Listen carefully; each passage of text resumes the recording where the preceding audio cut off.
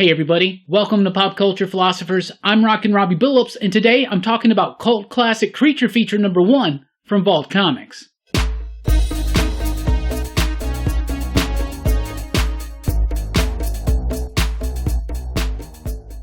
That's right everybody, thanks for checking out the video. I am Rockin Robbie Billups. Today I'm giving an advanced review of cult classic creature feature number 1, arriving in shops October 16th from Vault Comics. It's written by Eliot Rahal, with artwork by John Bivens, coloring by Jerrie and Iris Monahan, and Taylor Esposito rounding out that creative team on the lettering. A fantastic creative team that is delivering what's going to be one of my favorite comic books on shelves throughout fall and the rest of the year. I loved this book. I have actually read the first 2 issues of this book, and I'm telling you, it's awesome. If you're a fan of science fiction, especially if it's weird science fiction, if you're a fan of gruesome horror, you're gonna love this because it's weird sci-fi and gruesome horror all in once. It's amazing. I really liked it. It's kind of like a love letter to some of those B sci-fi and horror films that we know and love from our childhood, or just because we just love watching those things. Things from the 60s, stuff from the 80s. It really captures that feel, that tone. So Cult Classic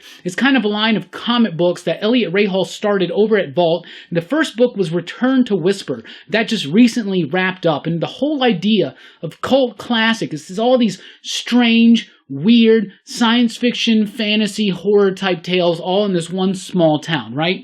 You can read either of these Cult Classic books. They do not tie into one another. They just happen to be connected because they have the same setting, and there are a few little Easter eggs throughout the book that also tie it in. So if you haven't read Return to Whisper, you can totally read Creature Feature and enjoy it. In fact, Creature Feature to me was the first 2 issues were even better than Return to Whisper, and I love Return to Whisper. The basic premise of the book is that a long time ago, there was this spaceship that comes across the Earth, and it drops this like pod or something, right? And now, years later, in the present day, or whenever the story is set, there's a comet going over the small town of Whisper, and it activates whatever's going on in this pod, and this giant monster comes out. There's like brain slugs, there's like jumping in people and popping out of people. It's crazy. It's got a tinge of Alien in there. It's got a little bit of E.T. It's got a lot of reference to like those 50s sci-fi Cold War era horror films, and a lot of stuff in respect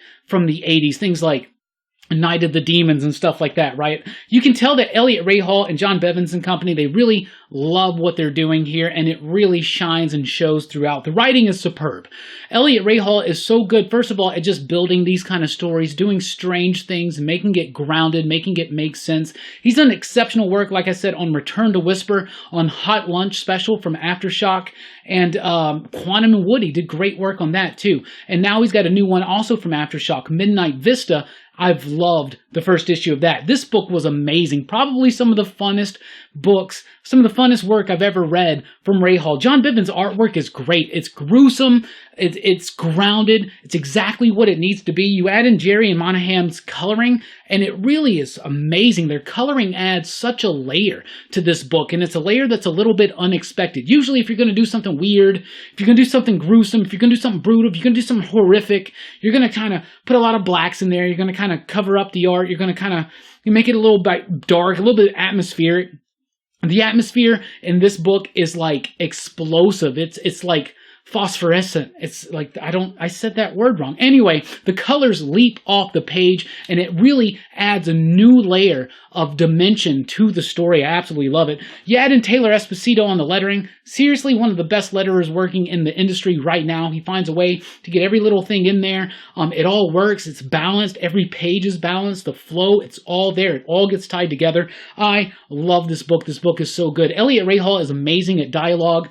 This is once again a story that involves a group of kids, and the kids talk like real kids. At least the way that I remember real kids talking back when I was a real kid. Now I'm just a fake kid. Anyway, I absolutely love this. If you're a fan of science fiction, if you're a fan of horror stuff, and the weirder, the more gruesome, the more brutal that it is, You definitely want to check this one out. I love Return to Whisper, and I love this one even more. There's lots of Easter eggs throughout the story and throughout the artwork. Easter eggs to some of the films that have inspired this work, and also Easter eggs to the cult classic universe. For instance, Rip G. Raves, who is kind of like the horror movie host of this small town, makes another appearance and actually has a bigger role in this story than he did in Return to Whisper. Return to Whisper was a little bit like It meets the Goonies. This one kind of does its own thing. Like I said, a little bit of Alien, a little bit of E.T., but of like a horrific version of E.T. I love the homages. I love the original craziness of this book. It's wild. It is so much fun.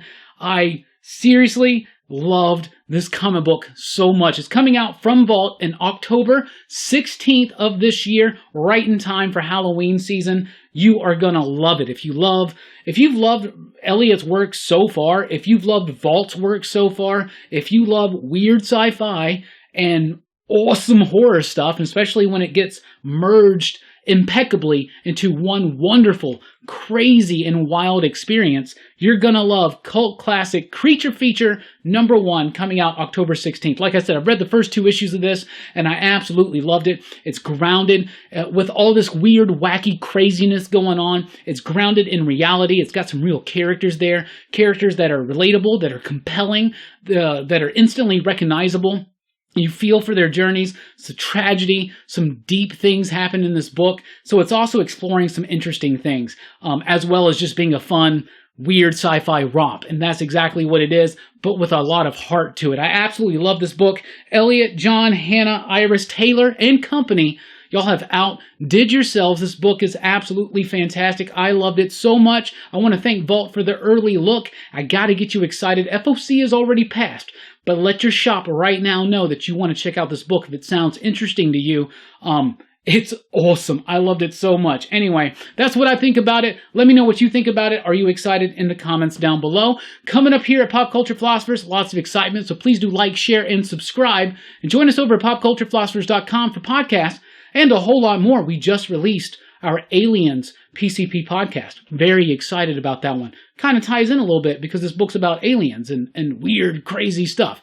It's wild, great artwork, gruesome, in your face, out there, cool, explosive awesomeness from Eliot Rahal and company. I really do appreciate the early look. I really appreciate y'all checking out the video. I hope you get excited for this book because it is truly something special.